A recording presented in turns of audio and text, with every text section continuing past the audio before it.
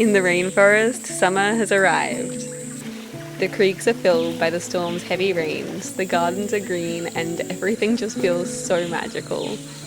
There is something so simple and yet so complex about living in one place and watching the seasons change around you. I stopped at the light things moving slow, just stared at the rain pouring down my window. My mind didn't drift. Our little world is constantly shifting, and we're learning to dance with the cycles of nature. Watching the light on the mountains, summer's dragonflies, or the intricate art of nature. This beauty, this simplicity, this connection, it lets us look inward. It lets us realize our one goal, to live in harmony with these interconnected systems.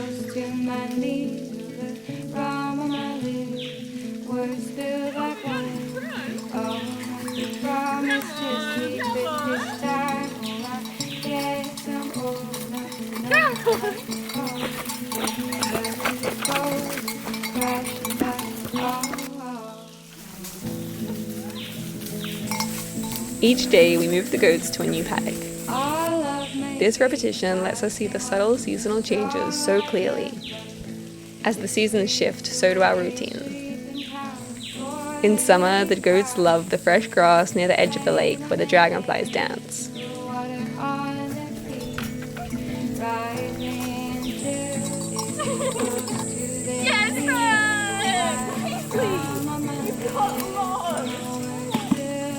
Sometimes this can seem frustrating, to sit and wait while your goats chew on grass. But really, it is such a beautiful privilege to sit and spend some time with nothing but your thoughts and a few rascal goats wanting pats. Since this paddock isn't really goat-proof, we normally just hang out here for a while and make sure that they don't escape. This paddock is amazing to see. It is a regenerating ecosystem, and since we've cleared the weeds, native hoop pines are growing, tree frogs are thriving, and the rare coolmon trees that we planted are growing by the water's edge.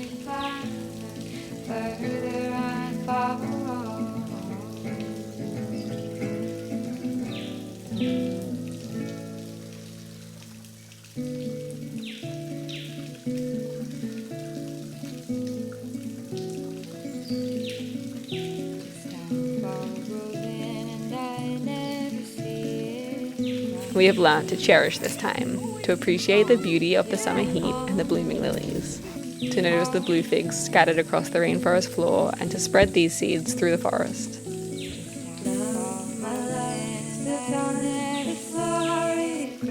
We have learned to observe this rhythm of the seasons, to be a part of the beautiful flock, and to connect with the systems of nature.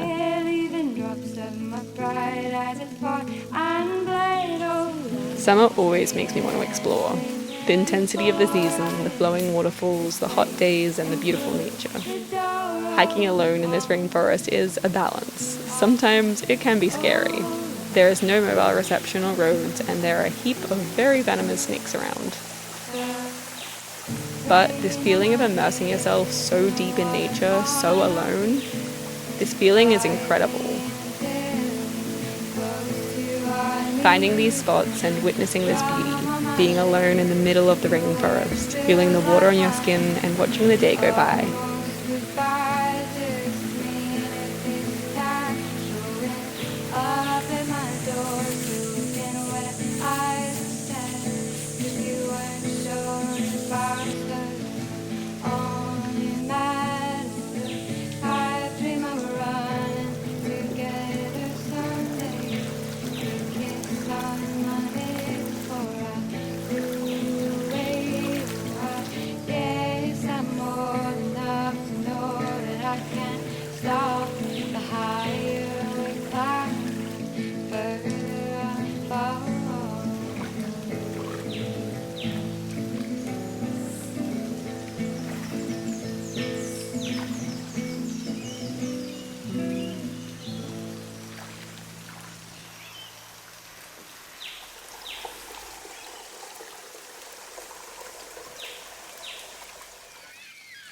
With the seasons changing, the black cockatoos have arrived. They come with the rain, swaying through the valley. Their laughter spreads across the rainforest. They are always our biggest reminder to dance with the seasons, to find joy in the rain and the sun.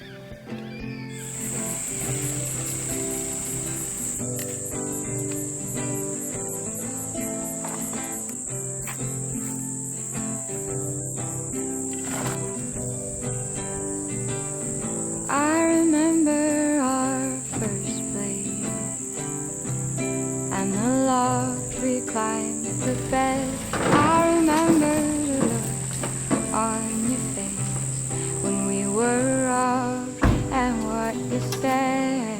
We used to have a TV. We planted these bananas and they're going so well now. They are all of a sudden really flourishing. So a neighbour gave us some more and we're going to plant them today. There have been a few huge thunderstorms recently, so the soil is wet and perfect for planting. We always try to balance our routines, to be able to pause, listening and observing the seasons and working to the rhythm of nature. For us, this means a hot afternoon planting in the moist soil. The bananas are happy and ready for the next thunderstorm. That you couldn't leave behind, tracing our hands. Should I plant one in the hole? While we I drank love that! and drank This is the our perfect wine. spot for that.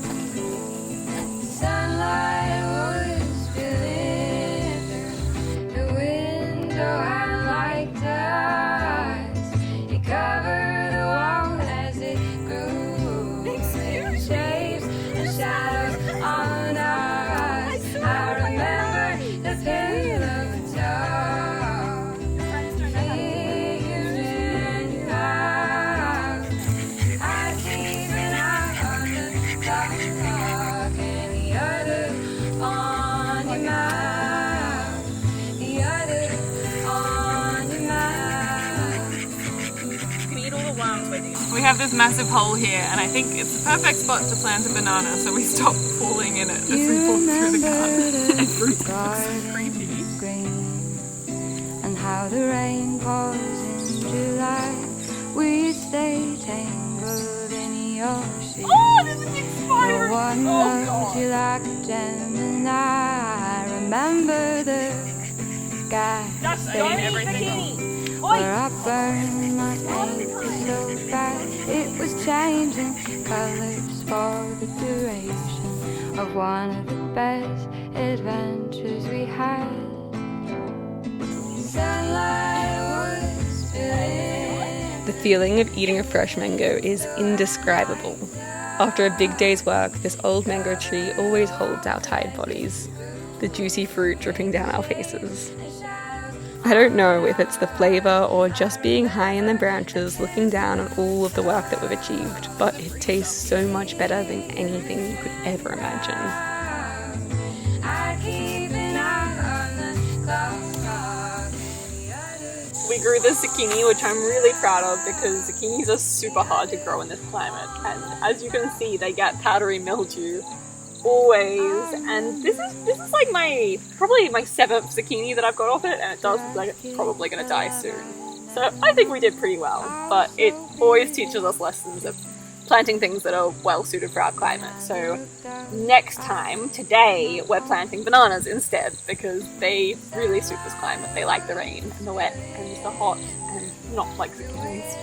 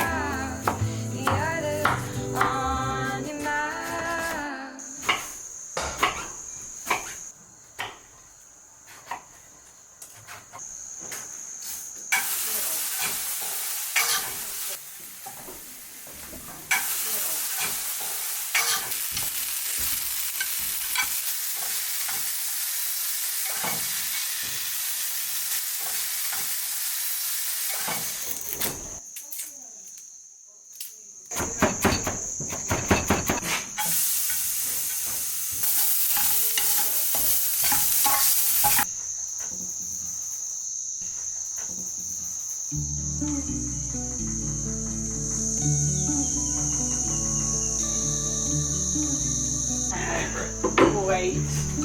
Oh, that was from the gun. Oh, and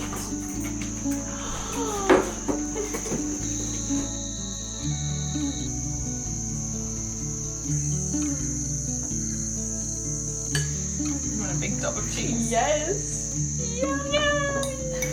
I can't believe To eat with the seasons, you really understand the food. Its flavors are deeper and more intense, but you can also understand the journey and energy used to grow a meal. Julia has been milking Maggie and has started making cheeses from her milk. It is so amazing to imagine the energy that has passed from the soil to the grasses, to Maggie, to her milk, to the cheeses, and then to us.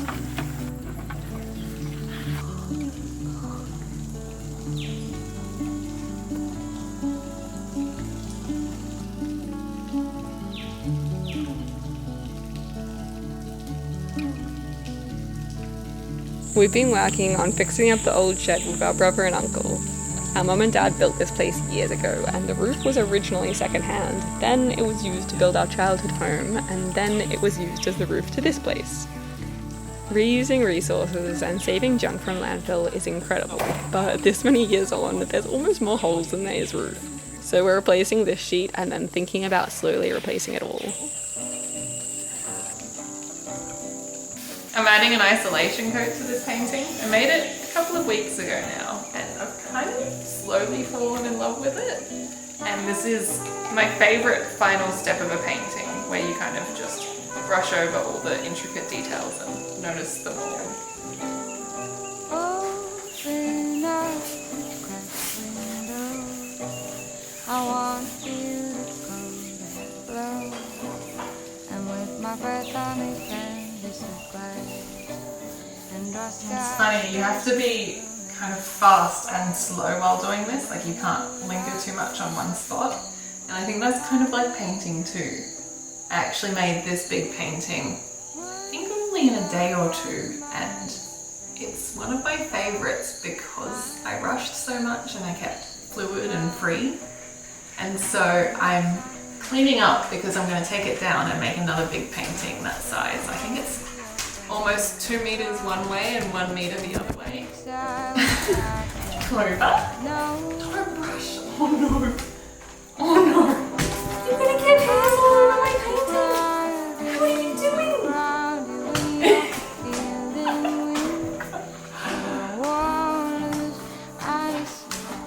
Last touches.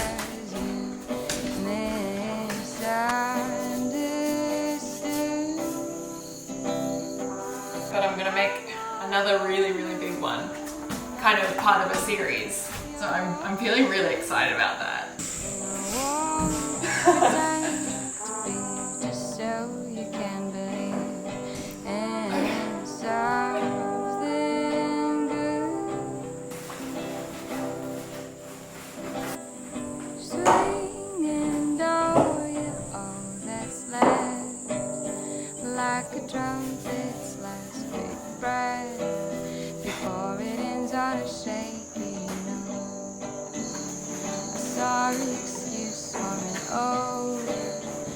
Thank you so much for watching. The music in this video is by Melissa Lingo, and you can find her links in our description.